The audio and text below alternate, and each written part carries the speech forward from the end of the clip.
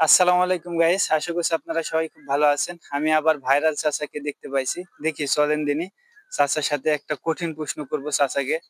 চাচা উত্তর দিতে পারেন কিনা। চাচা আসসালামু আলাইকুম। ওয়ালাইকুম সালাম।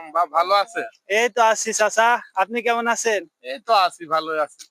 চাচা একটা প্রশ্ন করতাম আপনার কাছে। হ্যাঁ, হ্যাঁ, করো, করো, প্রশ্ন করো। একটা প্রশ্ন, সেটা হলো ফুটবল ছেলে না মেয়ে? এবারে এটা তো কঠিন প্রশ্ন ধরলা। প্রশ্ন তো কঠিনই হয়ে গেল। যাক, পারুম। কমো। হ্যাঁ হ্যাঁ চাচা বলেন দিনই। এটা তো ফুটবল তো আমার হিসাবে তো মেয়েই। কারণ কিভাবে চাচা, মেয়ে কিভাবে হয়?